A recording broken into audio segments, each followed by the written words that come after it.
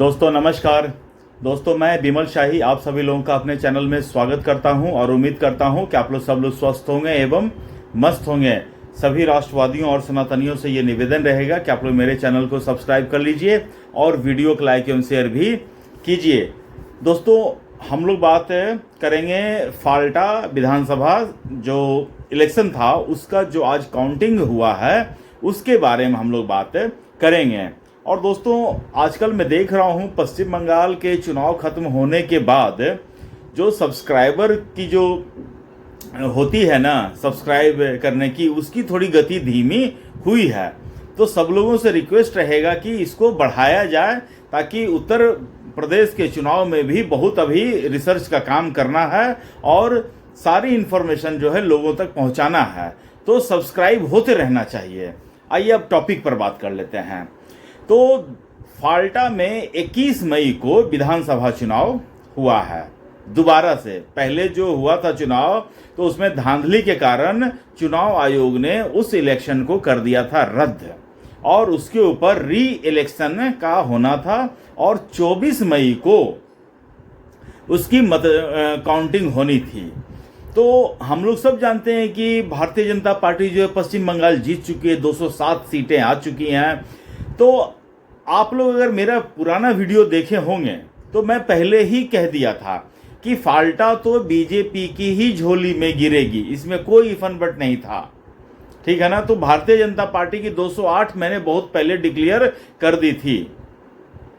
ठीक है। तो आज जो है सिर्फ एक जो प्रोसेस होता है वो प्रोसेस को के काम को कंप्लीट किया गया है, नया कुछ भी नहीं हुआ है। तो अब बताते हैं कि फाल्टा के जो काउंटिंग में क्या सब हुआ है ये आपको बताते हैं। महत्वपूर्ण ये है, चुनाव हुआ जीत गए ये महत्वपूर्ण नहीं है।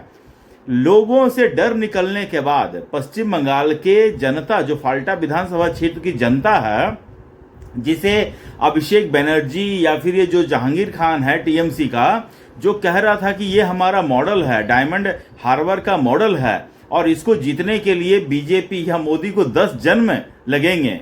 सोचिए दोस्तों, कभी मैं बहुत कहता हूं कि आदमी को विनम्र रहना चाहिए, ज्यादा अहंकार नहीं पालना चाहिए। अरविंद केजरीवाल भी इसी तरह की शब्दावली का यूज करता था कि मोदी जी इस जन्म में तो आप हमें दिल्ली में हरा नहीं सकते हैं, आपको दूसरा जन्म लेना पड़ेगा। हारा ना, और बुरी तरह से हारा। अब आजकल दिल्ली छोड़ के भाग गया है, पंजाब में जाकर डेरा डाले बैठा है। तो उसी तरह अभिषेक बनर्जी और जहांगीर खान भी बहुत ऊंची ऊंची बातें, लंबी लंबी बातें किया करता था कि ये हमारा मॉडल है। 4 मई के बाद अमित शाह को देश के मतलब मोदी के बाद अगर इस देश का सबसे कोई पावरफुल आदमी है तो वो है अमित शाह। और ये अभिषेक बनर्जी जिसका ना मतलब कि कुछ भी नहीं है, सिर्फ एक सांसद है, इसके अलावा और कुछ भी नहीं है। पश्चिम बंगाल में एक सरकार थी, इसके अलावा और कुछ भी नहीं है। उसमें ये जो है इतनी बड़ी बड़ी बातें करता था कि होम मिनिस्टर को ये धमकी दे दिया था। तो फाल्टा का विधानसभा का देखिए भाई साहब नतीजा।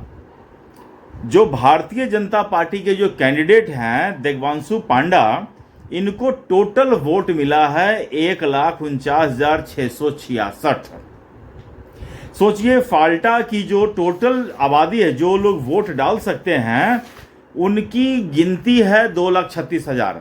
तो 2,36,000 में आपको 1,49,000 वोट देवांशु पांडा जी को मिल चुका है। मतलब ऑलमोस्ट 70% से ऊपर वोट इनको मिला है।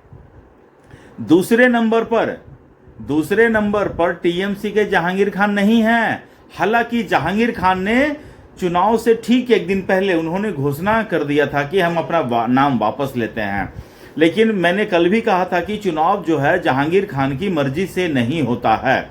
हर एक चीज का एक प्रोसेस होता है। नॉमिनेशन करने का प्रोसेस होता है, नाम वापस लेने का प्रोसेस होता है, टाइमलाइन होता है। उसके बाद अगर आप नाम वापस ले लेते हैं तो इसका कोई मतलब रह नहीं जाता है। उसके नाम का भी बटन था तो लोगों ने उसको भी वोट दिया है। लेकिन दूसरे नंबर पर जहांगीर खान नहीं है। दोस्तों सोचिए डायमंड हार्बर मॉडल का क्या स्थिति है। दूसरे नंबर पे जहांगीर खान नहीं है, दूसरे नंबर पर है सीपीआई के लेफ्ट वाले के शंभुनाथ कुर्मी, उनको 40,645 वोट मिले हैं। दूसरे नंबर वाले की ये स्थिति है। आप गैप तो देखिए नंबर 1 और नंबर 2 से, कोई संघर्ष ही नहीं था, कोई लड़ाई ही नहीं थी, वन साइडेड इसको कहा जाता है चुनाव। और जो शंभुनाथ कुर्मी से जो है देवांशु पांडा जी जो हैं 1,09,021 वोटों से जीते हैं। उसके बाद आ जाइए कांग्रेस के। कांग्रेस ने अपना कैंडिडेट उतारा था अब्दुल रज्जाक। अब्दुल रज्जाक को वोट मिले हैं टोटल 10,084। बस कांग्रेस की यही हैसियत है, 10,084। और कांग्रेस जो है देवांशु पांडा जी से 1,39,582 वोट पीछे हैं। अब आ जाइए पुष्पा की। ये वही जहांगीर खान है ना जो एसपी अजय पाल शर्मा को कहता था कि वो सिंघम है तो हम भी पुष्पा हैं। मैं इसके बारे में भी कहा था कि ये भी बहुत बड़ी बड़ी बातें कर रहा है, इसकी इतनी हैसियत नहीं है कि इतनी बड़ी बड़ी बातें कर सकता है।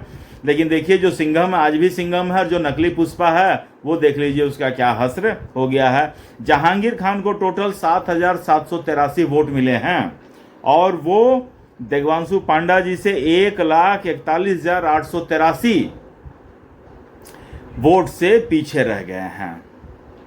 इसके अलावा 2 और इंडिपेंडेंट थे, उनको 1,000 से कम ही मिले हैं, और नोटा उनको भी 1,000 से कम ही वोट मिले हैं। ये है मोटा मोटी जब फाल्टा विधानसभा सीट का हिसाब किताब।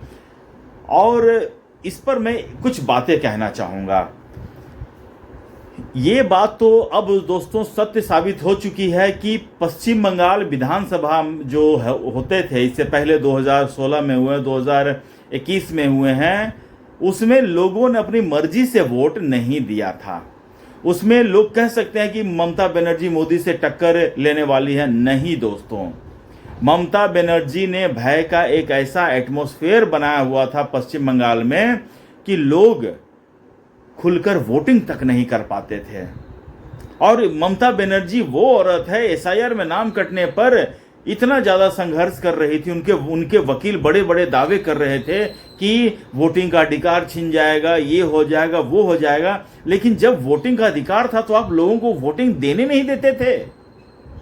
आप समझ सकते हैं कि कैसा डेमोक्रेसी का ये लोग हाल करके रखे थे।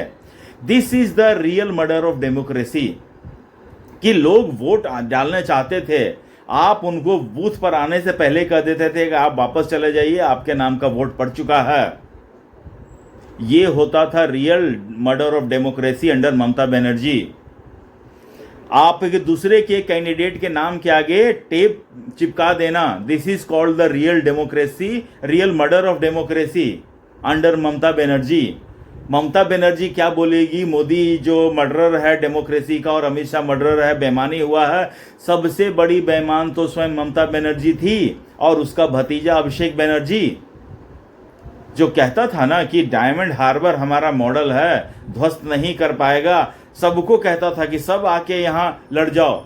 सिर्फ शुभेंदु अधिकारी गए थे चुनाव प्रचार करने फाल्टा में, और तीसरे ही दिन, एक ही दिन तो चुनाव प्रचार का मौका मिला शुभेंदु अधिकारी को, उसी दिन गए वहां चुनाव प्रचार करने के लिए, रोड शो करने के लिए। और उसी रोड शो के दौरान उनको खबर मिल गया कि जहांगीर खान ने नाम वापस ले लिया। शुभेंदु अधिकारी वहीं पर रोड शो खत्म कर दिए, मीडिया से कह दिया कि तृणमूल कांग्रेस अब खत्म, टाटा बाय बाय हो गया। तो ये रियल स्टोरी है दोस्तों पश्चिम बंगाल की। मैंने पश्चिम बंगाल के बहुत लोगों को देखा है खुलकर आज़ादी में सांस लेते हुए। बहुत लोग ऐसा कह रहे हैं कि अब जो है पश्चिम बंगाल को रियल आज़ादी मिली है। सोचिए दोस्तों, देश हुआ था आज़ाद 1947 में, और पश्चिम बंगाल जो इतनी लर्नेड स्टेट है, इतने वहाँ के पोएट हैं, वहाँ के एजुकेशन सिस्टम इतना स्ट्रांग है, वहाँ का एजुकेशन सिस्टम है, और उस एजुकेशन सिस्टम, उतने एजुकेटेड लोगों को ममता बनर्जी, अभिषेक बनर्जी और जहांगीर खान जैसे लोगों ने कब्जा करके रख लिया था। उनको एक तरह से बंधक बना के रख लिया था इतने सालों तक सीपीआई ने रखा था, फिर वही सेम पैटर्न पर ममता बनर्जी ने रखा था।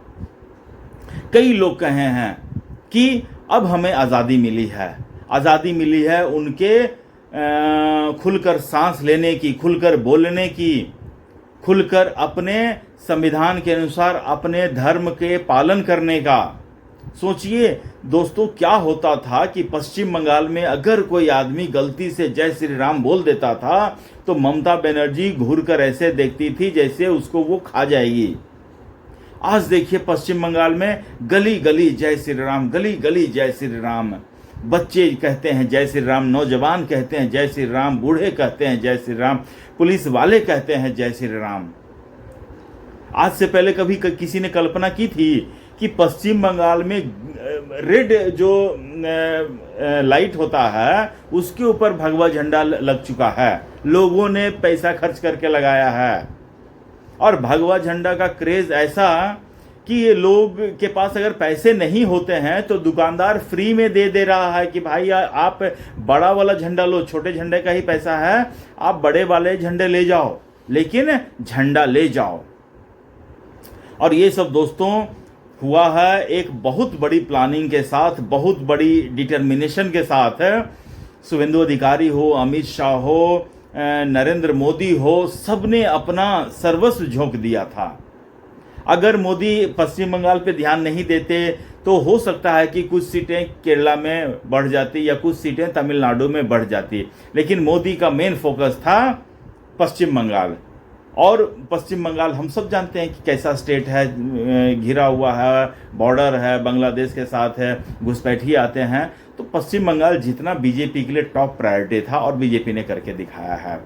अब देखिए काम तो चल ही रहा है। शुभेंदु अधिकारी के लिए मैंने वीडियो बनाया था किस तरह काम चल रहा है। अब मुझे लगता है कि फाल्टा विधानसभा जीतने के बाद अब पश्चिम बंगाल में और भी बहुत भयंकर रफ्तार से काम होगा।